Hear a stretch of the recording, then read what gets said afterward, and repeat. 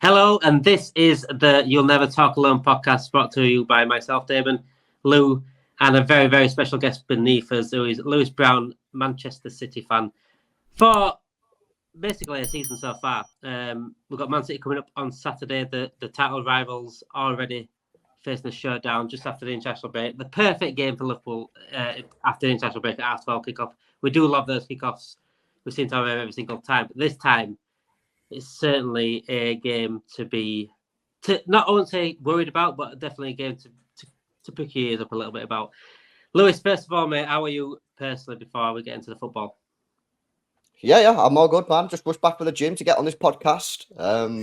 Because City Pool is back. It took a temporary dip. You guys decided that you wanted a bit of a siesta, didn't you, for a season and a bit? You know what I mean? Not qualifying for the Champions League, and you let City fight off Arsenal, which we did. But I tell you, City Arsenal is not the same. You know, we need the Premier League, the Barclays needs City Pool back, and I'm kind of happy that you guys are back because it is entertaining when City Pool is on, because we are the two best teams in this country. And when we was going at each other, it was, I know we got the better of you most of the times, but it was insane. Like, and people always say, it was quite funny actually when people speak about this and say, oh, well, it's impossible for anyone to win the league when City are getting like 95 points. And I always look at it and say, hang on a minute, we never beat Liverpool to the league by like 10 points. It was always by like a point or a couple of points. Like, we were both very, very good. And like, let's be honest, if we're being real, I'm not even just saying this because I'm on a Liverpool podcast. If City just didn't exist for like the last few years or whatever, you'd probably be talking about this Liverpool side as one of the best teams the Premier League's ever seen, to be honest. And maybe you can still throw it into that conversation. The problem is you just get kind of mocked because everyone would just say, well, City have won 5 out of the last 6 or whatever. They're clearly the better team. But yeah, Liverpool versus City over the last 5 or 6 years has been insane. And I say it's good to see you back, boys, but I don't know if it is. You need someone that's going to push you a little bit harder, don't you? I mean, last season, probably attack a title race from fucking Wish or something, wasn't it? So, hey, if you are enjoying this podcast, there's some things you can do to help. Leave a review and rate it 5 stars. Share with your friends, family, colleagues, and head over to our YouTube channel if you want to watch the video version. Now, on to the rest of the podcast. Lewis, I don't know about you, mate, but I do like these title challenges, but I hate them at the same time because, like Lewis just said, we're missing out by a point 3 times now. We can't do it again, can we? No, I feel like, just very quick, I feel like you're going to have to say Lew every time you want me because I got really confused then with who was going. Yeah. No, look, I agree. I think Liverpool City is the modern day. That's the 2 juggernauts fighting. And I agree with what Lewis said there, that if City weren't in the mix, we'd be regarded as one of the best teams. But I think Klopp loves having that sparring partner. I think he enjoys having that person who's going to push him further and further. Like, if there was no Man City, would we be getting to 90 points? Would we be getting to, the heights that we have? City being there, it's just an unfortunate reality, so to speak, that we've been able to get to these points that we have and not be able to win the league because at times, and it's always going to be in the title race. Whether it's too soon to say that, I don't know. But if we can go to the Etihad this weekend and get a result, which we famously really struggle with, I mean, that's a big mark on the season. If we can go there and actually get 3 points or even a draw, it puts us in good stead going forward, I think. Going into Saturday, Lewis, right? What would you say to Liverpool fans? Do you see a different City side this season? Obviously, you went and won the treble last season, unbelievable. But from the outside looking in and us watching City, you don't see them as clinical as most seasons. There's times where you have been unbelievable, like the Bournemouth game where you like Jeremy Doku has hit the ground running, which is unbelievable. It's perfect for a team like that. When you bring us playing like that, Jeremy Doku, to replace Mahrez, for example, it's absolutely perfect to hit the ground running. And if they don't hit the ground running, then you're always 1-2 steps behind. Would you say you're the same City as last season? Would you say there's a slight change? I don't think there's much of a change, to be honest with you. I mean, we've started the season with a strong back 4, playing the same sort of style as being solid. We don't have the flying fullbacks. You could argue that Kyle Walker's been more advanced down the right-hand side as opposed to last year, but that's probably due to the fact that John Stones has hardly played. When you've seen John Stones come back into the team, Kyle Walker has just reverted back into his normal position of sort of like a third centre-back like he was playing last year. I'd say Gvardiol's not really doing too much different to what Ake was doing last year. He's just better on the ball and just like sort of overall better. Yeah, I don't really think we've changed much at all. I think we're playing the same sort of style. The only thing is we've not had our best player, Kevin De Bruyne. You know what I mean? And I think we're still up there with like the top scorers in the Premier League. Haaland's still the top scorer in the Premier League as well, personally. So things are going really good. I've actually got to say that I'm quite like buzzing that we're top of the league. I didn't really like, you seen last year with Arsenal, right? You don't need to be top of the league at October, November, right? They were top of the league for 90% of the season. So when Kevin De Bruyne got injured on the opening day of the season against Burnley, I was just saying, stay within 6 or 7 points of whoever's top. By the time we get to January, Kevin De Bruyne gets back and then boom, we start the engines. Just don't fall away. Mate, we're top of the table. We've not even played that well. And we've not even had our best player in Kevin De Bruyne. I think John Stones has played 4 Premier League games. He's absolutely crucial to the way that we play. Rodri's suspended for 2 of them as well. So I'm buzzing with the way we started, to be honest with you. We've not seen the proper mega football yet, but I'm sure that will come when we get all our players back and we get into a sort of the business end of the season. But for where we are in the season, I mean, this is probably outperforming anyone's expectations, really, because we're usually slow starters. How are the new signings fitting in? Because I know there's been some mixed results with the likes of Kovacic and Nunez has had a sort of ups and downs. But how would you rate these, like the new signings? Have they been all right or? Gvardiol is exceptional. I think he's absolutely mega. Now, obviously, not all Liverpool fans listen to this would have seen every single City game. You might have only seen a few, including the Chelsea game, which you made a mistake. But other than that, he's been absolutely phenomenal. We signed him for 77 million quid in the summer, which is, I think, honestly, at the end of the season, maybe in a year or two, you're going to look back at that and say, what a deal, because he's 21 years old. He can play centre-back, left-sided centre-back, left-back. I think he's probably going to be able to play in midfield like John Stones, but it might just take him a little bit of time to be able to do that. Remember, he's a lot younger than John Stones. And he's hit the ground running in the Premier League. You know what I mean? He's a fantastic player. When we signed him, I seen a report come out of German media, and it was like these directors at these like top German clubs, and basically they were saying that City have signed like one of the next best centre backs in Europe. And some of these directors were even Leipzig directors; they were just directors of other football clubs who were just saying, "Yeah, this guy's the real deal." He's been fantastic. Doku's super exciting. You guys wanted to sign him a few years ago, but he turned you down. So I'm very happy with that because he looks phenomenal. He's one of them players, we all see it. You all watch a player, right? And you just know he's going to be mint. Before we signed him, we were sort of like linked with him. I did a watch of Stade Rennes versus FC Metz earlier on this season just to see what he was about. I've never seen him before, and it was the first game I seen him, and he was absolutely fantastic. I thought, oh my god, if we get this guy, he's going to be amazing. But he's coming to our team, and he can play left, he can play right. He'll get goals, he'll get assists. I think he'll get 10 goals, 10 assists in his first season at Manchester City easily. He'll probably blow that away, actually, especially because he got, I think, 5 against Bournemouth combined anyway in one single game. Kovacic has been an interesting one. I think Kovacic is a good signing. We paid 25 million quid for him, so I don't think anyone can say that's not a good signing. He's a 29-year-old with all that experience, Inter Milan, Chelsea, Real Madrid, and his national team as well, 100 caps. Fantastic signing. I just think that when we signed him, I wanted him to be more of like a rotational player, sort of more of a squad player. But I think he's sort of been forced into a few more games starting, which I didn't really think was his game. Nunez, look, I just think he's all right player. I don't really understand why we signed him, to be honest with you. I don't know whether we panic bought on that one. Like, I'm not saying he's not good. I just don't get why we've signed. I don't know where he's going to play. He's going to play as a 6. I don't think so. He seems to me to be like not too dissimilar from Kovacic. He's got slightly different attributes, but yeah, I don't really understand why we signed him, but it's early days. He's still like only 25 or something.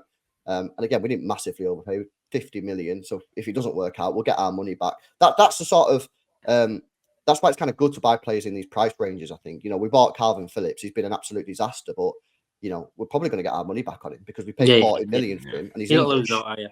Nah, so it's a difficult when you like United and you sign Anthony for 90 million. They're the ones or Jack Grealish, they're the ones where it kind of got to work, because if it doesn't work, then you're going to lose a shed load of cash. So maybe City just saw it. Wolves were in FFP trouble, so maybe City just sort of opportunistic buy. If it works, it works. If it doesn't, we'll get our money back. But on the whole, yeah, pretty decent. I still think we're probably lacking a creative midfielder. because I do think we're going to have to limit Kevin De Bruyne's minutes going forward just because of his injuries. But other than that, pretty happy. You tried for Paquetá, to be fair. You did try for Luke's Paquetá until all the betting allegations. Yeah, and listen, I wanted him, but what can you do? That's obviously just a shame. I think City were in a difficult situation. We went for Bellingham, as did you guys. The difference is you guys didn't pulled go for out. Bellingham. We had about whatever. Yeah, not a Who's bit of Bellingham? truth to that. No, listen, we all know the top clubs were interested in, man. I know City were interested in, and we was in there till the very end. The problem is, by the time he said no to City and yes to Real Madrid, Rice had already agreed to go to Arsenal, Maddison had agreed to go to Spurs, and then we was on to our third or fourth, really, in Paquetá. And then what do you get then? Obviously, the guy gets a betting allegation and it scuppers the deal. So effectively, we signed our fifth choice target in Núñez. Yeah. So it is what it is. But listen, on the whole, very happy with it. We've got the squad to win the Premier League again. I think we've got the squad to win the Champions League again. So yeah, pretty happy. I just think we've got like some more long-term transfer sort of situations because Kevin De Bruyne is obviously a key one, and he's getting on and he's getting a few injuries. So that's something that City will be looking at. I mean, you can't complain, can you? You replace Gundogan with two players. 100%. Like Kovacic and Núñez is a perfect replacement for Gundogan as a whole, really. Two players for one. I know he's not the same as Gundogan. Gundogan's just unbelievable. Probably one of the most underrated players I've ever seen in this league. But coming from our perspective, I listen to you talk about your signings and things like that. We always get our signings right, but we never do enough. And this is I don't know how you see it from outside. There's plenty of times where I've spoken about FSG. I said to Lew, I don't even want to talk about FSG anymore because it does made him. But from an outside point of view, do you think Jurgen Klopp's left short every single season? I mean, look at this season. We ain't got a six. We've gone into a season without a six. And knowing Fernandinho, Rodri, likes of those players, how important the six is in the title-winning side, is Klopp up against it really when he has to go into a season without a six or without a certain position? Maybe he is, but I don't think he helps himself at times. I remember that interview that he done in the press conference last year, whatever, when they said like, "What are you doing with your midfielders? You're going to get," and he sat there and sort of like laughed at the journalist and was like, "What you on about midfielders?" And then just listed all his midfielders. And I see Liverpool fans going on social media saying, "What's Klopp on about? Half of these midfielders aren't even good enough anyway," and some of them are coming to the end. So whether or not he was covering for FSG there, I don't know if he was. I don't know why he'd do that anyway. Like, I mean, you're a manager. You should be demanding money so you can reinvest into the squad so you can continue to win. So, yeah, I'm not 100% sure. Listen, I think that when you sign McAllister and the lad from, what's his name? The lad from Leipzig. Szoboszlai. Yeah, Szoboszlai. I think I was looking at that thinking, bloody hell, Liverpool are, moving in a serious way here. And then it's sort of just like nothing really happened for a while. It's the same every year, mate. It's the same every single year. It's sort of like they teased you in and thinking, yeah, we're going to go for it. And then nothing happened. And then right at the last minute, you went in for Caicedo. He rejected you for Chelsea. And then you went in for Lavia. He rejected you for Chelsea. Then you ended up with that Endo and Gravenberch. Not the worst players in the world, but it's a bit of a drop-off, really. So, listen, I think it was a weird summer for you guys. It was started off really well and then probably just faded off a little bit. Yeah, you are right. I think, I said it Saturday. I think everyone did. You needed a six.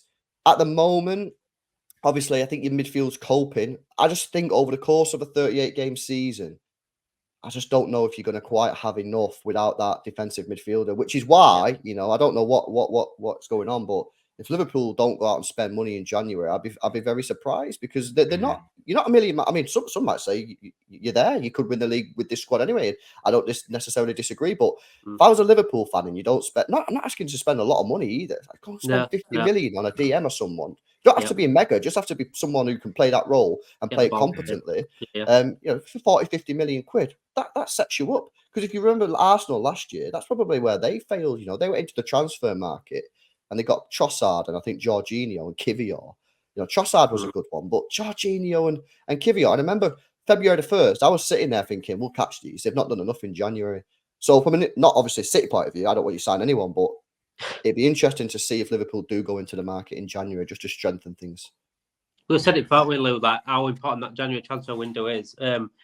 We did it 2 seasons ago when we went on the quad run. We weren't even in the league title race. We signed Diaz in January, and not even the fact that Diaz made a difference anyway on the pitch. The whole squad was lifted, and it seemed like a different Liverpool came back in January then, and they went on a quad run. I think we should have won the quad, if I'm honest. I think certain things happened during the season where we could have won the quad, but not getting a DM in January, mate. We've talked about it with Lew. That to me, it boggles my mind. Absolutely boggles my mind. The only reason to not get a DM in January is the same reason why I didn't get a DM in summer, and that's money, and that's being tight, and that's it. I mean, looking at Andre, aren't we, from Fluminense, and Fulham are now leading the race for him. It's 25 million. 25 million. Yeah, exactly. And it's 25 million.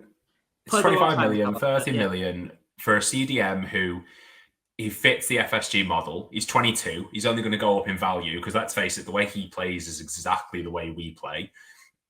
I've said it like a million times. Every side that's won the league has had a rock solid number 6. City had Fernandinho, they had Rodri, Chelsea had Makaleli and Matic, Vieira, Roy Keane. Every side has had that rock solid number 6 because we are one injury away from Van Dijk or one injury away from Konate, which seems to be happening more and more anyway. But without that solid cover in midfield, they're going to get exposed. And the minute one of those goes down with an injury,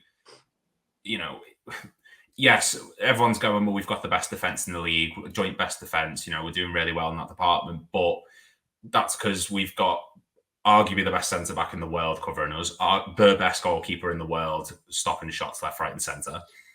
If we were to get that number 6, you can just break up play. It doesn't have to be pretty, just someone there to anchor that midfield.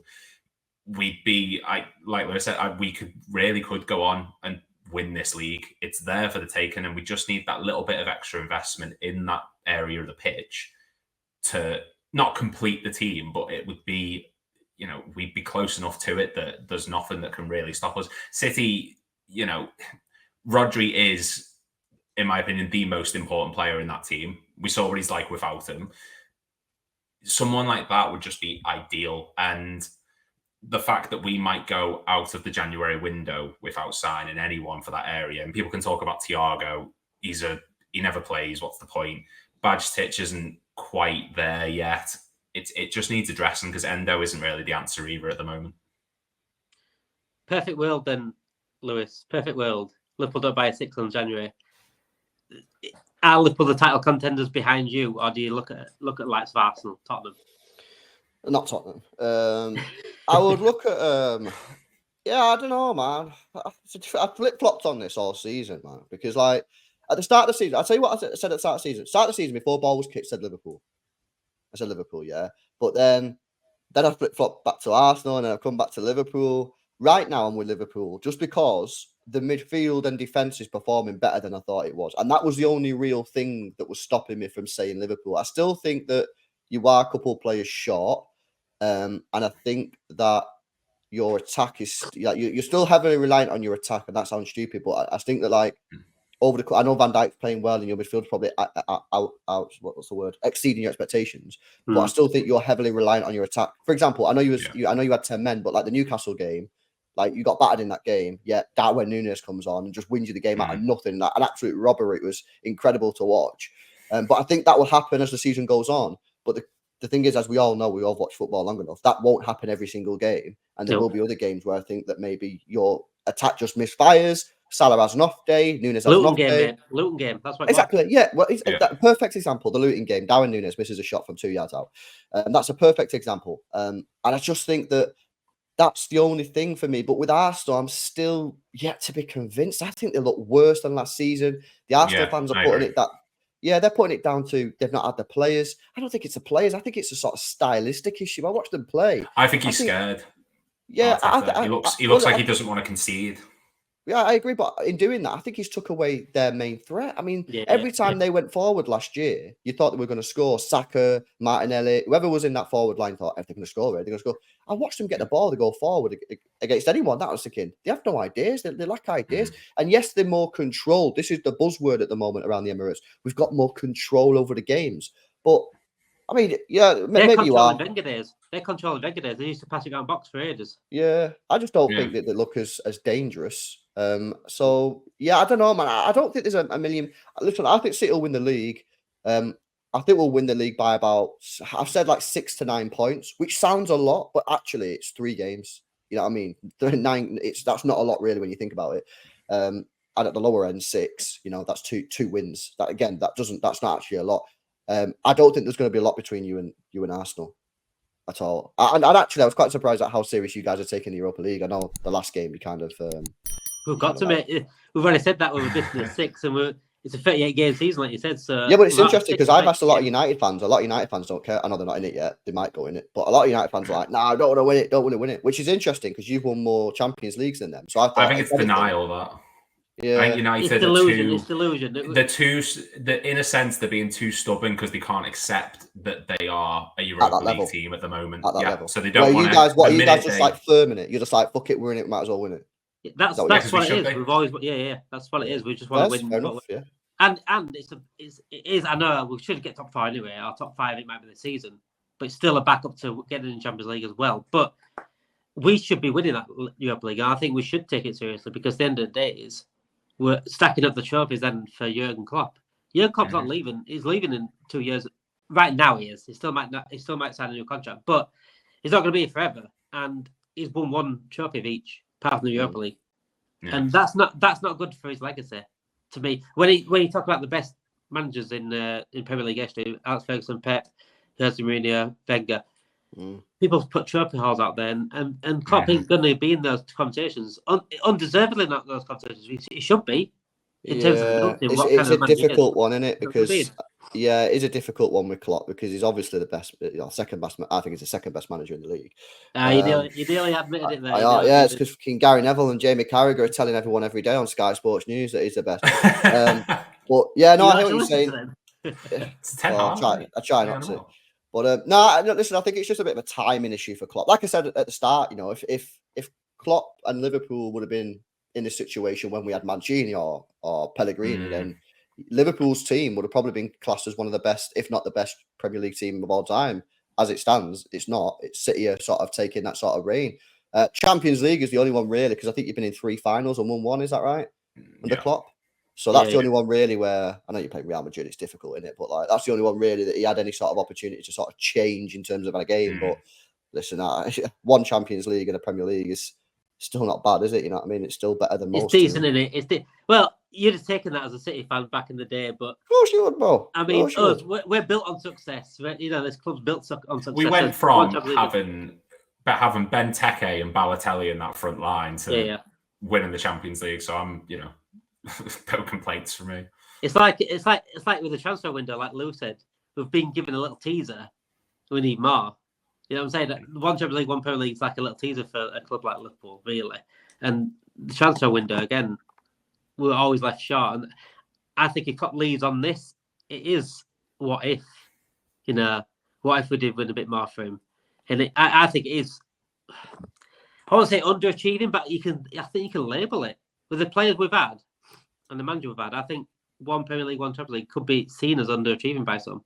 It could be. Yeah, I mean, it's difficult. Yeah, I know what you're saying. It depends which way you look at football, innit? I mean, when you're getting 90 points pretty much every year, it's difficult to say you've underachieved. But at the end of the day, football's about winning trophies. So, listen, I think if he leaves, it'll be a weird one. Like, how do you describe it? Yeah, it was great. Probably one of the best Liverpool sides of all time. But unfortunately, we were just beat by a better side, And if you look at like Real Madrid and Barcelona, they was probably the same at La Liga. You know what I mean? Barcelona was winning a lot of the La Ligas. Like it's what it is in football. And it could have gone the other way. It could have been the side. It could be on the flip side. You could have won 4 or 5 Premier League. We could have won 1, and I'd be saying, "How the bloody hell is this City side only won 1 Premier League?" It's a crazy situation, really. Saturday, mate. Are you worried? I don't know about worried because like it's early on in the season, isn't it? You know what I mean? Like if we lose, I mean our home record's been fantastic, so hopefully we're not going to lose. But again, like I said earlier, like you don't win the league in October, November. You know what I mean? So if we lose the game, it'll be disappointing, it'll be gutting. But in terms of the season as a whole, it doesn't really mean that much, man, because there's so much more time to. And it's the same for you. If you guys get beat, I wouldn't expect you guys to be saying title over. You know what I mean? It's just fucking hell, not ideal. But it's the Etihad and Anfield are the 2 most difficult places to go in this country. You know what I mean? So I'm hoping that we get the win. Points not the worst in the world, but if we do get a point, that means Arsenal go top. which is not ideal. But I don't know. Just more excited, curious to see how the game goes. Really. Well, out of curiosity, sorry, where because I find it really interesting asking Rav fans about this. Where do you think is the part on our pitch that you need to aim for to get the win? Where's like the weak point with us that you're looking at going, right, if we do this and do this, this is how we're going to beat them?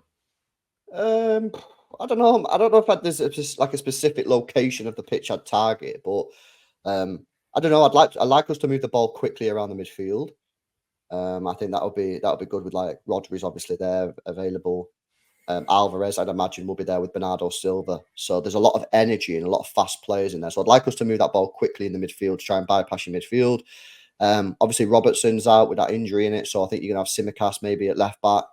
That's obviously going to be a target area. But we don't really do that. I remember when we played you and you had 36-year-old James Milner and Foden took him on like once. And I'm just like, so clearly Pep Guardiola doesn't say to players, "Oh, this guy's there, go at him," because that didn't happen that year. So, obviously, from a fan point of view, Simicast probably is your weak area. If you play Trent right back, that's obviously again an area which is not the best defender in the world. So I'd like us to target it. But like I say, I don't think the top managers. I don't know if Klopp would do that. I don't think the top managers really are that simple. I don't think they look at it and go, yeah, target him because he's crap. No, I don't really think that's the way it works. I think they set out the way they want to play. This is how we're going to play. If you do that, we'll win. Forget who's playing on the other team. Don't care. We do this, we win the game. And I'm pretty sure Klopp will be doing the same. I think that's the way it goes. I think taxing players probably come naturally during the game, doesn't it? Like players will fancy it that day. Then say if Doku plays against Simicast this weekend and he takes him on a couple of times, they're like, get me the ball. And his teammates will see that. They're like, get him the ball. He's doing him every time. You've got about 20 players out, haven't you? Anyways, how are you going to target anyone? City? Yeah, you got about 20 injuries, haven't you? They've all pulled out. No, they're all chilling, man. They're all chilling. Took me a second then. I was like, what are you on about? Yeah, I was like, what you're on about, bro. There was a couple of injuries, but I think they're all fine, basically. John Stones. Yeah, we know they're all fine. We know they're all fine. Pep Guardiola thinking his prime Sir Alex, doesn't he, with mind games? yeah, definitely. Lewis, what do you think then? Can we get at these? Do you think it's better to get at these, or be wary of them? I think if there's ever a time to get a City, it feels like it'd be now. Not to say the weak, far from it. Like they're still the best side in the world, but I don't know. I'm looking at games this season, and I'm just thinking you seem hungover at times, so to speak, from last season. I don't know if it's from winning the treble, but like the Sheffield game, obviously the Wolves game, you didn't have Rodri, that's understandable. But I feel like if we go to the Etihad with the mindset of, just don't concede a goal, we're just going to get thumped. And I know it sounds really negative, but you can't have that mindset with City. We saw it with Chelsea. You need to give City a game. And yeah, they might expose space behind us a lot, but in the same breath, we've got enough attacking force that if we have a go, there's no reason we can't go out there and make a game of it. I think if we can get a draw from the Etihad, which just speaks volumes about how good City is at the Etihad. Like, it's such a fortress nowadays. If we can go there with the mindset of try and play them off the park, just run and run and run and have a real go at it, there's no reason why we couldn't get a result there. The only player I'm looking at, do you know Doku? He reminds me of Sane in the sense of I'm absolutely terrified of having him run at one of our defenders because he's just so quick, and I hate when we come against players like that. So he might not even start Doku. I think there's. I don't know if that's worse or not, because I don't know if he's going to come on when we've ran around for like 85 minutes and he's going to come on and just try and bomb past us. But no, we need to go there and make sure we have a good game of it, actually have a go at that City defence, and we can't roll over and die. That's the big thing. The minute we sit back and just sort of let them have the ball is when we're going to concede, because City are experts at doing that, controlling the play, controlling the tempo. There's no point doing it. So get out there, have a go. If we're going to go down on our sword. Before you do go, Lewis, score prediction. Score prediction. I'm going to go 3-1. City. But a close one.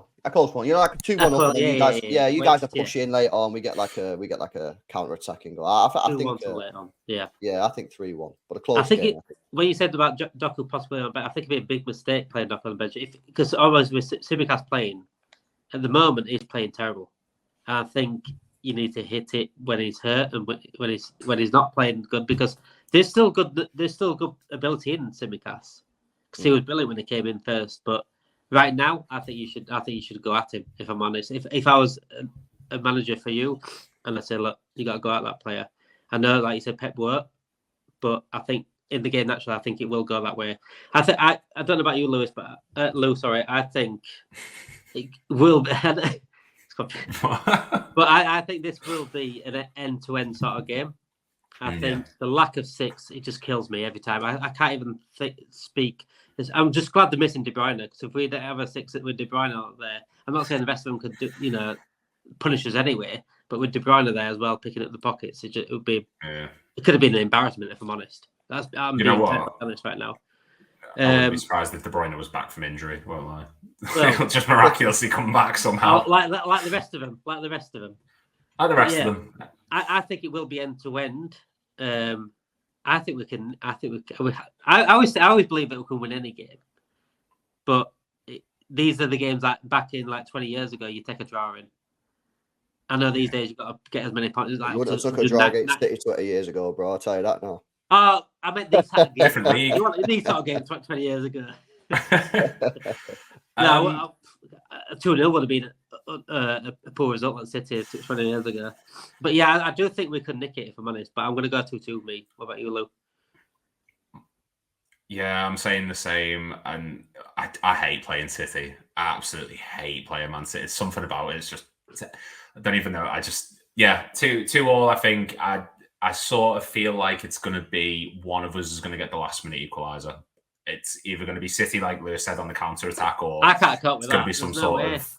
That's what I mean. It's going to be some sort of last minute header, like from a corner or something daft like that, in like the 98th minute. I don't know. There's just, if we get anything close to the City Chelsea game in terms of excitement, more than happy.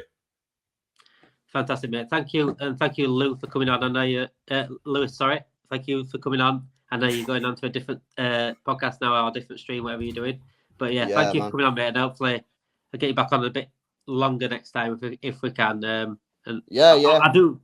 Maybe in the off season, maybe next international bit, we'll get a proper rivalry podcast out where a few of us, from different clubs as well. But thank you for coming on, mate, and I appreciate it. It's been a nice City preview as well. So, and it's nice to see. It's nice to see that you see us as the title challengers and not Arsenal, which is always nice. Thank you, mate. Yeah, no worries. Take care, boys. See you later. Welcome back to the You'll Never Talk Alone podcast. Myself and Lou are going to be going over the Man City game coming up on Saturday. 12:30 kickoff, international break. Yes, we know. It's one of those games. We lose to Forest. We lose to all sorts. We lose to Bournemouth. It's not ideal that we're playing anyone at 12:30 on Saturday after the international, but City, that's even worse. If I'm honest, we've won the last two. You know what? We've got to go for it. I think we've got to go for it. And before we do talk about the preview and talk about the City game on Saturday, we're going to go over, myself and Lou are going to go over a combined 11 of Man City players, current Man City and Liverpool players right now. If you want to do that, or do you want to do all time? Let's do all time. Yeah, do all time, because otherwise it's just going to be Prem all time. Let's do a Prem all time, because I think it's a bit more exciting than current. If I'm honest, I think current's going to be quite easy to pick. Prem all time. So thinking about the keepers, obviously we've got Alisson Becker, Mignolet, Dudek, Reina. Schmeichel played for City for one season. He did, Peter Schmeichel, yes. So that is probably their go-to in terms of Joe Hart, Alisson, Ederson. I'd say Joe Hart's been their best. Scott Carson, 2005 Champions League final substitute. I'll have you know. David James for both of us. David James, he did, Oh God, yeah. Didn't he play as a striker for City at one point? He went up front at one point. Yes, he had to put a shirt on to go up front. So we're saying Alisson Becker then. Alisson. Person I could push him probably would be Schmeichel. but it wasn't the United Schmeichel, was it? Anyway. Well, that's what I mean. Are we basing this just off of how they performed for City? Yeah, Not I'd say so. whole... I think it'd be easier Okay. to. Yeah. So Alisson, we've got to. I think we're going to agree with Alisson Becker then. Yeah, I think I'd have said him anyway. even if it was Schmeichel. Yeah. Right back. I mean, we've got like Glenn Johnson, John Flanagan, you know, legends of the game, Andre Wisdom, you know, stuff like that. Phil Babb coming right back in there for a bit. No, I mean, in all seriousness, we've got Trent, we've got Zabaleta, Steve Finnan. I'd like to throw Stuart Pearce out there. Stuart Pearce, yeah, that's a good shout. Just because I think he was like a proper old school right back, but he certainly was a decent player in terms of. Yeah, Stuart Pearce is good. I just think if we're going on who's the best right back, I think Kyle Walker's personally. Now, this might be a bit of sort of short-term bias because obviously, you know, I'm of a certain age. I wasn't watching football in like the 90s and stuff like that. And City in the early 2000s weren't the mega star we know them as now. I just think Kyle Walker is arguably the best right back in Premier League history. So for me, I'd have to have him in this. I don't know about Kyle Walker now. I've always been. I don't know. There's something about Kyle Walker that is always a mistake in him. A big mistake. But who are you saying other than... Because if you're saying Trent has got a mistake in him. I think Trent generational, but I don't know. I'd rather have a letter, if I'm honest. Over Kyle Walker, yeah. Yeah, I think Zabaleta will better as a whole. Should we say when it's like this, we sway one way? Do I put my hands down and say Kyle Walker or not? I mean, I'm happy. I'm happy for Kyle Walker to be the hill I die on. If that's right. If that's Okay. We'll get that. So I'll carry the sword then. That's fine. I'll carry the sword. That's absolutely fine by me. Centre backs and Richard Dunn's going to be a nail in for this, surely. Oh, Richard Dunn, what a shout! Di Michelis for Man City. You know, oh, Di Michelis. Outstanding centre. Di Michelis, sorry, yeah. He was bad, wasn't he? Mangala was bad and all. Mangala, yeah. Oh God, he was in that. That was Klopp's first season. Yeah, he was dreadful in that game. Yeah, he was just his all time. So Van Dijk's definitely left hand side, without question. Over Jamie Carragher, we saying? Carragher right hand side, wasn't he? But I'm saying Vincent Kompany is the other centre back personally. Carragher don't even touch Van Dijk. There's only one person that even sniffs Van Dijk's leg. Sniffs Van Dijk's shoelaces on the Liverpool team is Sami Hyypiä, and that's the only one closest to it. And there's no idea. So yeah, I mean, Kompany's Kompany Van Dijk, I think, is the yeah. I think that's a no-brainer. In terms of City defenders, there's only really Stones that's been impressive. Yeah, well, I mean, Ruben Diaz. Yeah, possibly. But I don't think he's done it enough. There's not been many, even for Liverpool, like, there's not been many centre-backs that have been... It's like Carragher, Hyypiä, Van Dijk. Matip's not really been up there. City have had Otamendi, Laporte. The cream of the crop for us, probably Van Dijk, Hyypiä. Under that, then a league below is probably Carragher. A bit further down, Agger. That's pushing. Agger, yeah. Marcus Babble's probably in terms of Carragher. I think Marcus Babble was very good alongside Carragher. Other than that, yeah, I mean, Premier League era. I mean, there's not been many great Liverpool centre. It's always been the part of the pitch that we've sort of slacked on. Yeah. Kyriakos. Yeah. That guy gives me nightmares now. You know, I still see Facebook statuses from years about me talking about Kyriakos. Yeah. He gives me actual nightmares. He give me actual. You know, when you go back on Facebook memories, the amount of times I've heard about Kyriakos, he give me nightmares. Him. Sebastian Coates, you know. Oh yeah. God Almighty. He's actually all right now. Well, he was anyway. He was decent in Portugal. Yeah, he's very good in Portugal. Yeah. Left back. But yeah, Kompany Van Dijk. We're going Robbo. Is anyone else that pushes it? I mean, John Arnorisa is my favourite Liverpool player, but he's not the best defensively. And then City have had Kolasinac, Cliche. Clichy, yeah, Gael Clichy's a good shout. Didn't he have Bakary Sagna, or was he right back when he played for City? Right back at City, yeah. I think they were at the same time as Clichy, thinking about it. Yeah, I think he was. They collar off for a little bit. Yeah. I mean, if it's Premier League era, I think Robertson is probably the man, one. Yeah. I think it's another no-brainer. Free midfield then. It doesn't have to be a CDM, doesn't have to be a Cam, doesn't have to be just get free midfielders. So Steve is in there. I'm not even going to even question that. No, that's Steve. Steve is number one on the team sheet every time anyway. De Bruyne. I feel like I need to go through the sort of... I'm going to get the list on my phone of the City players who they've actually had like in midfield. Midfield's for them. Fernandinho, De Bruyne, David Silva could be classified as a midfielder. Yaya Toure.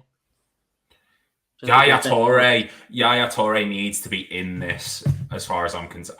That season, that 13-14 season where he was on 20 plus goals, 10 plus assists, that was one of the best seasons of a midfielder I've ever seen. And I know that might be a bit, but Yaya Toure was an absolute... You know what? I might actually, in terms of ability and natural ability, I might actually agree with that. I might not take Toure out because... I'm not going to argue it because I just think at a certain point in that season, he didn't look like he was trying at one point. No. He was so... Yeah. And it was scary and ridiculous.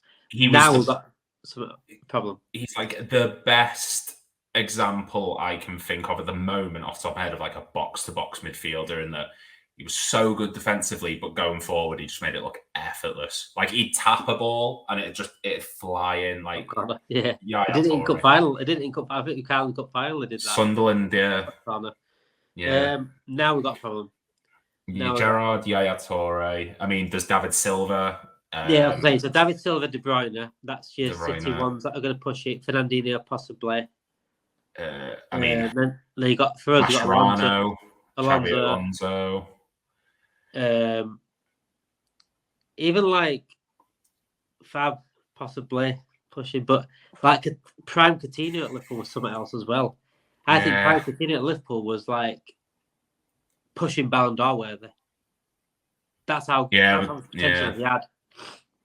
I mean, if we're talking though, like if I said, who would you rather have, Coutinho or De Bruyne? Like, no, De Bruyne. It's De Bruyne. And then if I said to you David Silva or De Bruyne, like that's where it gets a bit. Now it's Silva or De Bruyne. Yeah, that's Silva. Fucking hell. If we're just taking ability into it, I think it would have to be De Bruyne. But if it's over the course of their career at City, I don't know. I don't even know about that either. Silva was fucking ridiculous. That's right. And De Bruyne's the injury. He gets injured every other week at this point. But this is the one. Yeah, this is the one where it's like I can't even put a Liverpool name for Alonso, but Alonso Oxlade. Still wants Oxlade Chamberlain. Let's get him in there. Navigator. I'm trying to think. Like, it's really in terms of Liverpool ones back in the day. They were mainly wingers. We had like Barnes, McMahon, Jamie Redknapp, probably McAllister, the best ones. Jamie Redknapp was probably our best midfielder. McMahon. I mean, it's got to be either De Bruyne or Silva. We've got to be honest here. Even like now in recent years, probably Fabinho. And we can't go against these. I feel like I'd have to say De Bruyne. I would have said really? Silva. We had the... Slide down this hill then. It was Silva one, but it's... Is Silva the hill you want to die on? Is Silva your... one? You know what? Yeah, go on. Yeah. I'll put it to a poll online and see if, I think that's certainly one that is up for debate and it's so close. Right wing, Salah. I mean, that's not even, George Kinkladesh, maybe for City, but I think that was a bit before the Premier League. But there's thinking back in the day, Sean Wright Phillips were good with City back before the money. Raheem Sterling. Yeah, but I mean, Colin McManaman in terms of right wingers, Colin McManaman is the closest. Yeah, I mean, McManaman went very central quite a lot, and then he'd go out wide. Yeah, I mean, With Billy McAteer on that side, anyway. There's no other right wingers I can. Not really. So No, Salah it is Salah without a shadow of a doubt. We'll leave the striker because there's plenty of options for that. Left wing. Striker's going to be another one where it could be debated. Yeah. Left wing. John Barnes. Yeah. I think John Barnes personally is. Barnes, Mane. I mean, like, talking Bernardo Silva because he can play pretty much anywhere. I mean, I think it's Barnes or Mane, if I'm honest. I don't think any City players get close in terms of that sort of level. See, it's interesting because when you think about it, I can think of like 3 or 4 Liverpool left wingers. I can't think of any Man City ones. And I think that's the biggest telling. Sane, yeah, I mean, Grealish at the moment, but that's no. I think Barnes. I mean, but Mane though. I know Barnes is my dad's favourite player ever. Apart from Gerrard, Barnes is my dad's. He was lovely. When I met John Barnes, he was absolutely lovely. He's really, the one that my dad would always say. My dad would say like John Barnes is unbelievable. I think we could do this. I think if everyone watching this tweets John Barnes, I think we could. All listening, listening as well. All of them. But yeah, I'm happy with John Barnes. Then I think I'm happy with that. Now we get to the probably the hardest. I know we had Silva, De Bruyne, but in terms of depth, it's probably the hardest position. I think we're going to disagree on this one, personally. There's only one person in my mind. There's only one person in my mind. I feel like I know who yours is, but is yours Luis Suarez by any chance? Yeah. Okay. No one comes close to his levels. Is that who you're thinking of? No, I was thinking of Aguero. It's going to be interesting. Then. There we go. Because no one comes to his levels. You say your piece for Suarez, and then I'll give my thing for Aguero. Suarez in the 13-14 season was the single best season I've ever seen anyone play in the Premier League. The levels this guy hit, right? I've never seen the best, even like Henry, Ronaldo, Salah. Best of the best have not hit these levels. This guy played. He missed 7 matches, by the way, that season. He missed 7 matches banned, and he got 30-something goals. 31 goals. Something ridiculous. 31 goals. He just missed out on the top goal scorer. Record. Yeah. This guy was just everything. He rarely lost the ball. He took the piss out of people. Absolute piss. Like, he made players just look foolish. Every season, no matter who he played. I know you might put Torres through or Aguero. People put Aguero in there, but Suarez, this player is different. Suarez is the best player outside Ronaldo and Messi in the last 20 years I've ever seen play at that level. The best player I've had to. So I've got to say Suarez.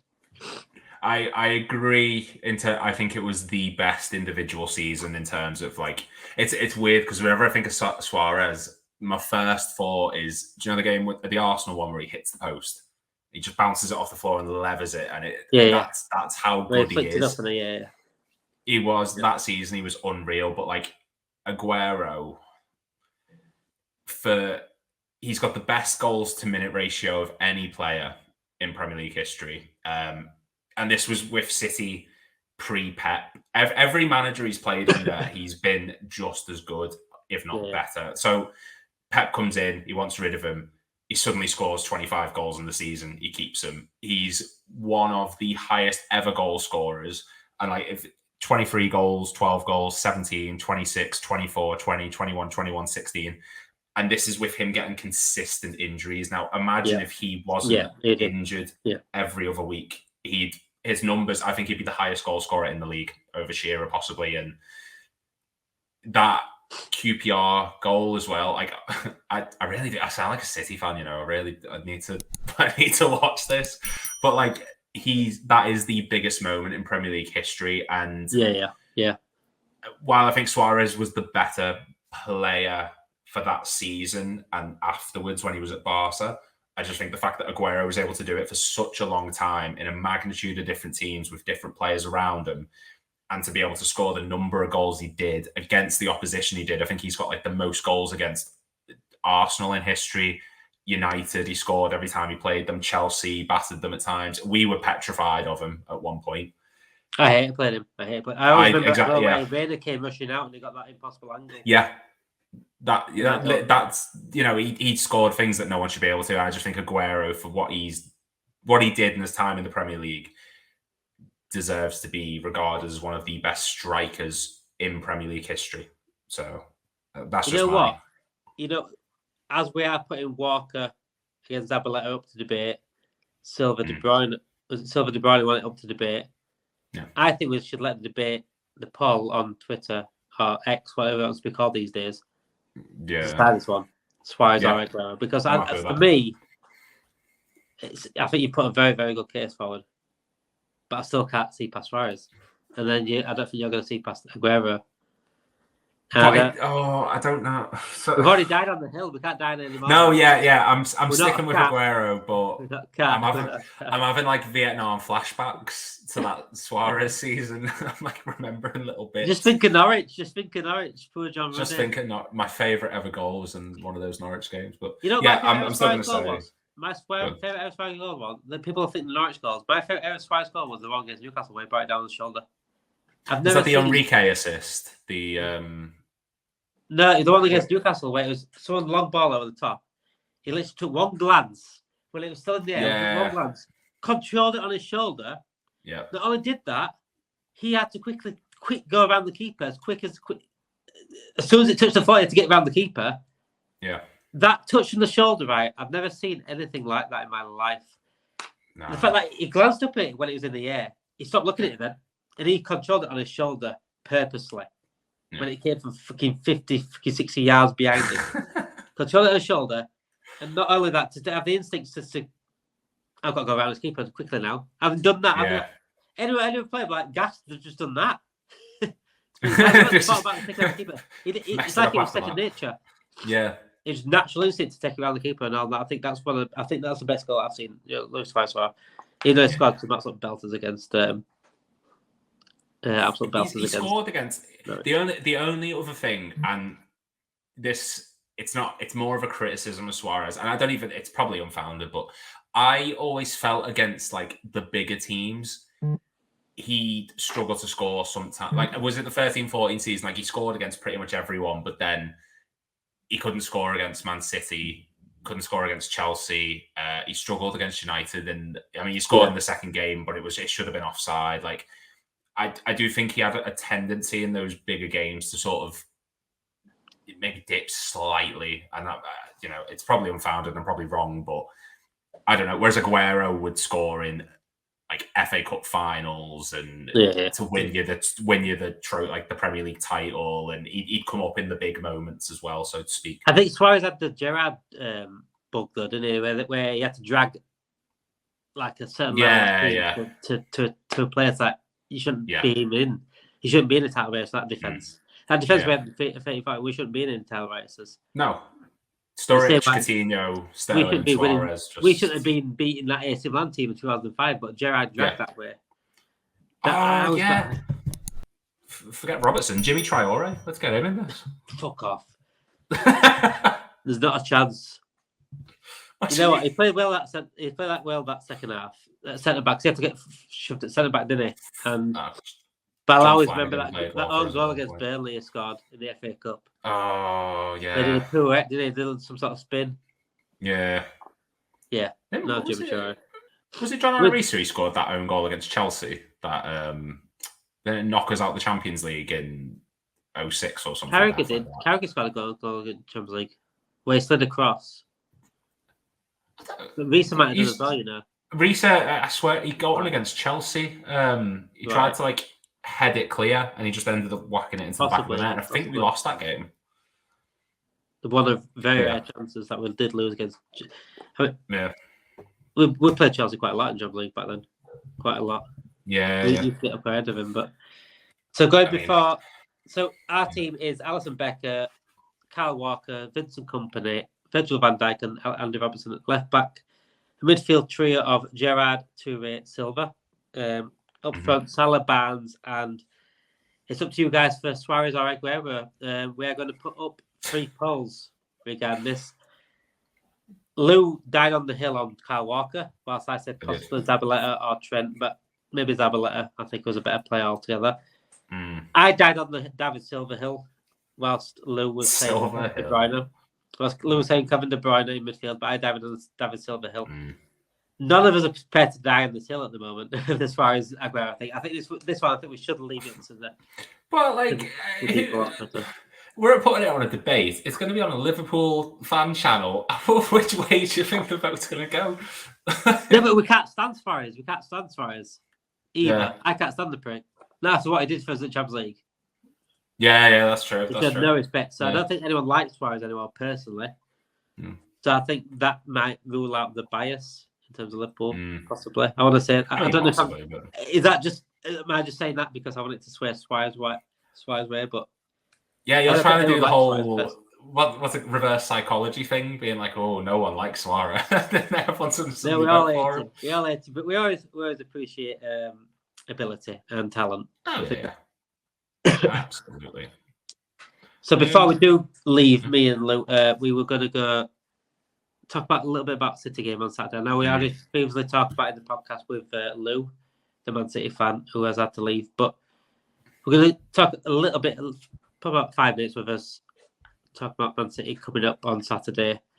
It's not really a must-win, but like Lew said earlier like Lewis said on the podcast earlier, the Man City fan, that it's too early in the season to think about it having any effect on the title, but it's still a win that we need to look at, shouldn't it, Lew?